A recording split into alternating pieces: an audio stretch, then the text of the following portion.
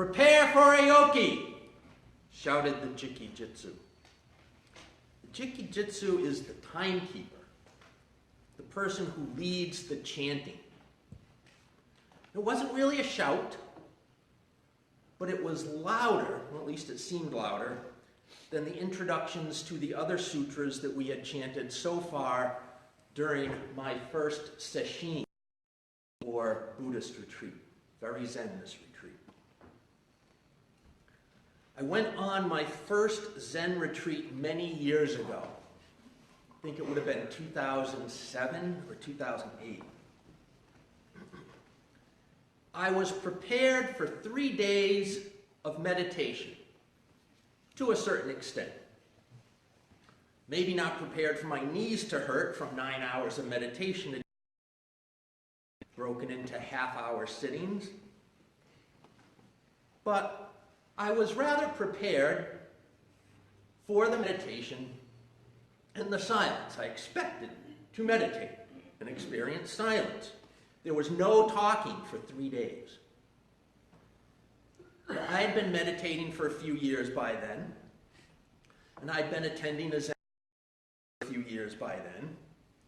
I was prepared, more or less, to sit down and do nothing. I had been a teacher, and I had just started into my process of becoming a minister. I talked for a living. I was ready for a little silence. All this I was more or less prepared for Oryoki. One, I didn't have an Oryoki set and I had to get one. And I thought, all the food is going to be served in these 3 bowls in front of each person on the table. How are they going to do this? Oh, no. You don't get up from your cushion for the meals. You put the bowls on the floor in front of you, in front of where you're meditating. And you ate sitting down on your meditation cushion. Still, with your legs crossed. No silverware, chopsticks, a spoon, and a tool like a spatula to clean and scrape the food off your bowls. I was not prepared for Oryoki. And then I smelled the first meal. So the first meal was the evening, so it was dinner. So that was the first meal we got to, was the first evening's dinner. And I smelled it cooking. And I had never in my life been so aware of the aroma of rice. And the vegetables. It seemed like the entire retreat house was filled with an overpowering scent of sweet potato. Maybe I was a little ready for this.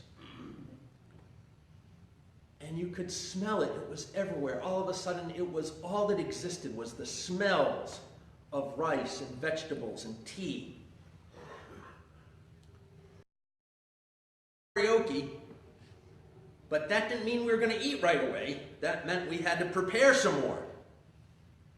The Buddha was born at Kapilavatthu, attained the way at Magadha, preached at Varasani, entered Nirvana. Now as we spread out Buddha's bowls, Tathagata, we make our vows together with all beings. We in this food and our eating are empty. Yeah, I was empty. I was starving. I was not. And the chant kept going on and on and on. And I'm like, is it dinner time yet? Of course, I didn't say anything because I'm supposed to be quiet. It seemed like another hour before we got around to the food. When I'm hungry, I'm hungry. One thing you can notice about me is I like to eat. I like to cook and I like to eat. And I could smell all this food. Food I normally wouldn't pay much attention to, but it smelled great. You know, I was so happy.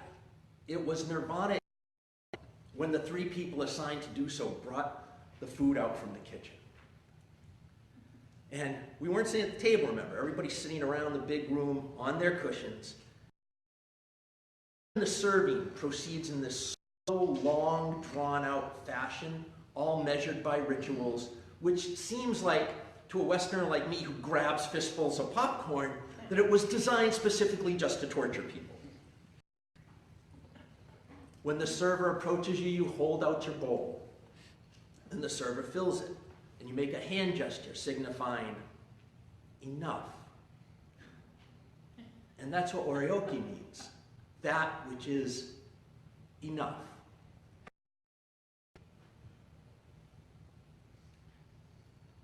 And you had to wait till everyone was served all the different courses before you began to eat. And then there was one more chant that kind of served as grace. Then you could actually have your food. And I was so ready to just tear into this stuff. I was like, I don't know how fast I'm going to eat with this stuff, but I'm going to give it a shot. Rice, sweet potatoes, and a couple other vegetables, and tea. Between the beginning of the chanting and the finishing of the serving to the first bite, I noticed something. I was paying attention to something a little different I hadn't before. I had noticed that as starving as I was a few minutes ago, I wasn't all that hungry feeling anymore. Not so ravenous that I couldn't wait to just gobble the food out of the bowl. And I'm no novice with chopsticks, but they're not a knife and fork either. So it slowed me down even further. And I got the first bite of sweet potato into my mouth.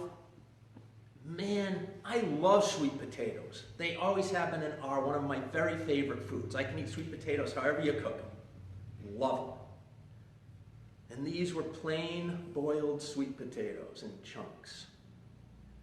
And I savored every single bite of the sweet potato. It was like sweet potato explosion in the mouth. And the rice, this was, and it smelled wonderful. Thich Nhat Hanh, the famous Buddhist teacher, teaches, wash the dishes to wash the dishes, pay attention to what you're doing. Well, this was eat the vegetables to eat the vegetables. Do nothing else, just pay attention to what you are eating. I concentrated on each bite. It seemed to me like this meal lasted an hour. When the servers came around, not necessarily with seconds, but to make sure we finished all that was left over, so we didn't waste, I made the gesture for no thank you. I was kind of in my head watching myself do this going, that was impressive, you never do that. You always go back for more. I was having an out-of-body experience with food.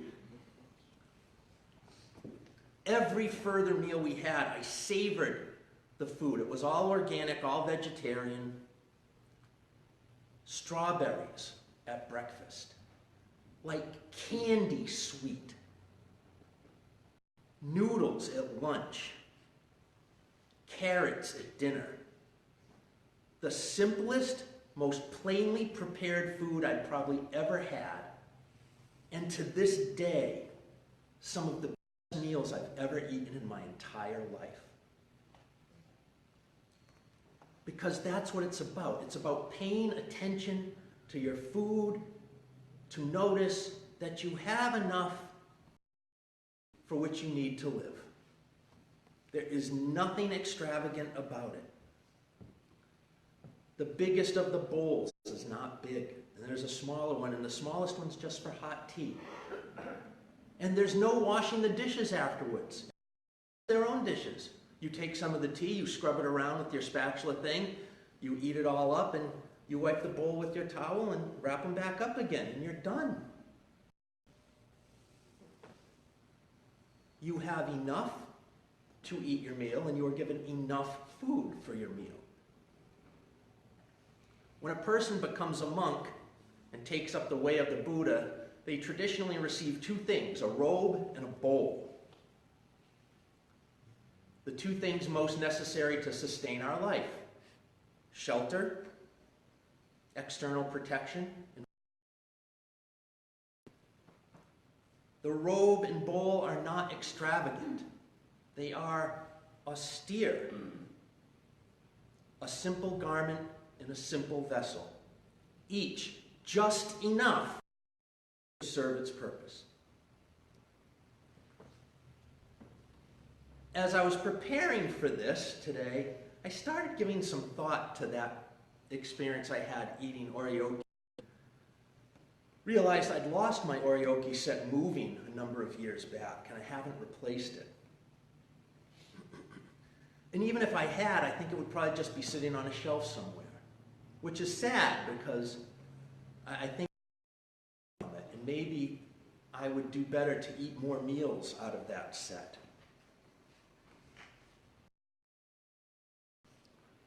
I think that Oryoki reminds me I am what I eat, literally and spiritually. As human beings, we really are what we consume. Food, news, information, gossip, a book we read. We are what we do, and we do what we are. If we act with justice, we become more just. If we act out of loyalty, we become more faithful. If we act with kindness, we become more kind. If we act with courage, we become braver. If we choose wisely, we become more prudent. If we exercise self-care, we become healthy in body, mind, and spirit. Unfortunately, the opposite is also true. Every time we neglect to, forget to, or do not act in these ways, the less and less and less likely we become to do so. I do not believe there is one perfect holy diet. There is not a halal or a kashrut way to eat you. Despite what anybody on their vegan or vegetarian or other diet may say. There are ethical ways to eat, obviously. Eating less meat is good for the environment and your health. We know some of this stuff. But how we eat healthily has many different forms, right? The carbon footprint of your banana may be just as dangerous in the long run as the factory farmed cow somebody else ate. There's enough imperfect in our eating to go around, right? So this isn't about eating per se. It's about how when we do one thing with attention, it really wakes us up to what else we do. And it helps us pay attention to other things we do. When we pay attention to what we eat, like eating Oryoki, or whatever diet we may be on, it creates dead spots like the trapeze. These instances of life where there's a pause in the stillness that you can contemplate, what have I been eating? What am I about to eat? Why do I eat the way I do? Maybe even between mouthfuls. The Oryoki meal, I think, is set up that way, to make you pause as much as possible during the actual act of eating. To be able to exist in that dead spot, even during dinner. When we pay attention, we will notice more dead spots in the trapeze routines of our lives. There will be more space to see ourselves for who we really are, to see others as they really are, and to see the world around us and the things we do as they really are. Our ongoing opioid crisis, for example, like other addictions, arises because we do not pay attention to who we really are. We like things to distract us, be it work, or drugs, or drink, or food. Things we don't want to pay attention to because they're painful, we will cover up with all kinds of stuff that's not good for us. Or take things that are good for us and make them unhealthy by overdoing them. But what if we did pay attention more to the things we do? What if we become a people of attention? people who actually seek out the dead spot. When we do that, we develop a practice, actual spiritual practice, which I define as anything we do with intention, depth, regularity, and consecration. In a sense, anything you intentionally pay attention to can become a gateway to your spirit and a regular spiritual practice. It creates dead spots to experience the small voice inside you that is your spirit. Parker Palmer says the soul is like a wild animal in the forest. He writes, the soul is a wild animal, tough, resilient, savvy, self-sufficient, and yet exceedingly shy. If we want to see a wild animal, the last thing we should do is go crashing through the woods, shouting for the creature to come out. But if we are willing to walk quietly into the wood and sit silently for an hour or so, or more, at the base of a tree, the creatures we are waiting for may well emerge. And out of the corner of an eye, we might catch a glimpse of the precious wildness we seek.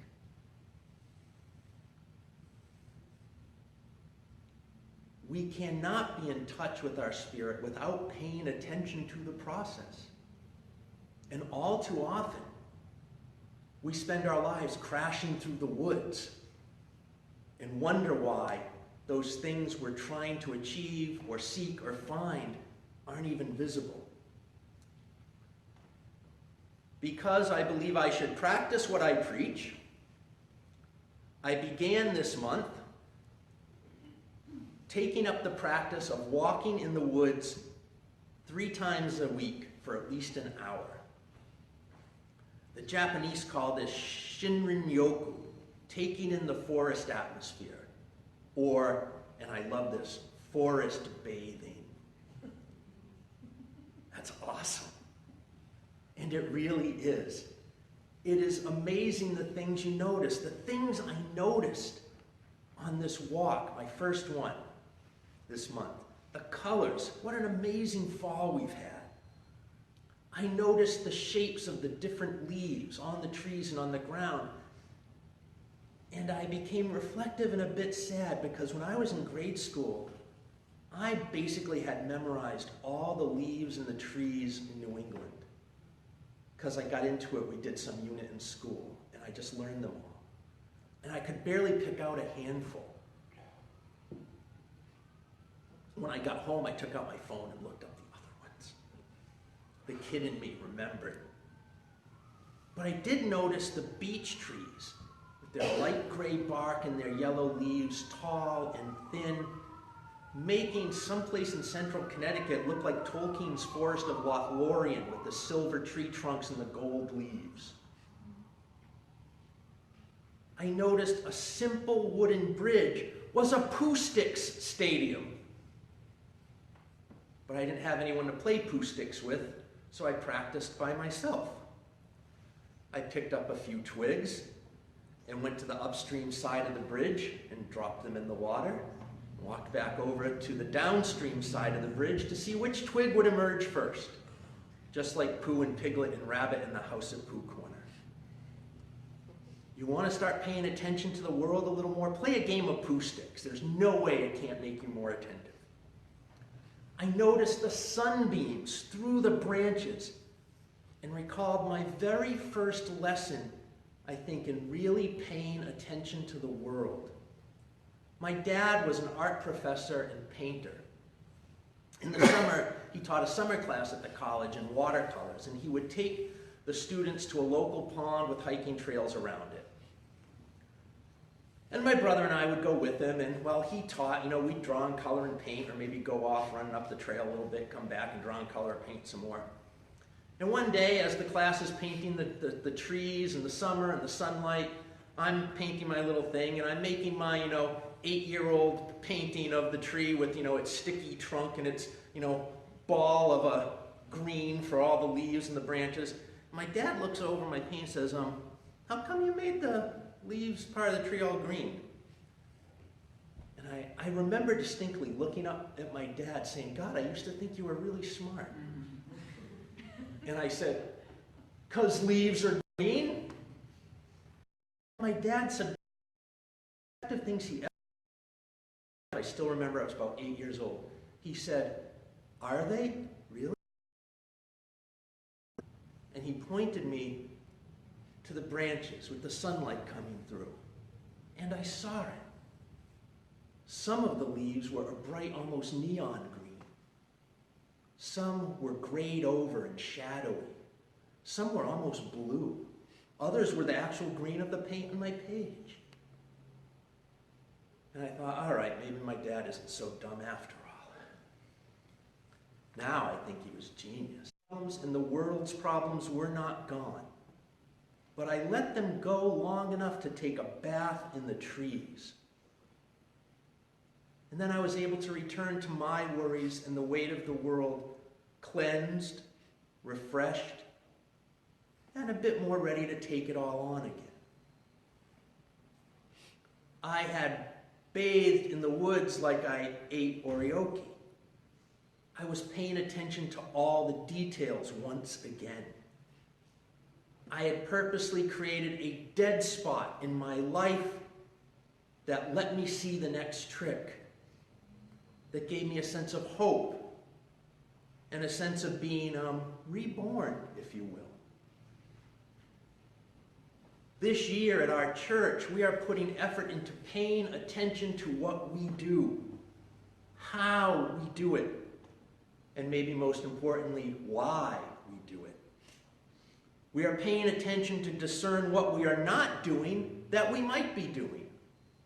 And we are paying attention to discern what we should stop doing. Paying attention to ourselves as a group, like any individual, we are probably going to see things we don't like and that are emotionally difficult for us. So we will all keep in mind, as I've told you before, not to eat our classmates.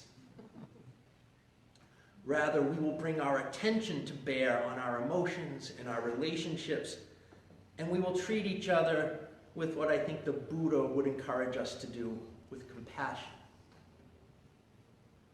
We are making an intentional decision this year to pay attention to a dead spot in the life of the congregation. We are doing this because sometimes not doing is important as doing. We are doing this because in the dead spots, we are free. The possibilities before us endless, as together we contemplate our next trick.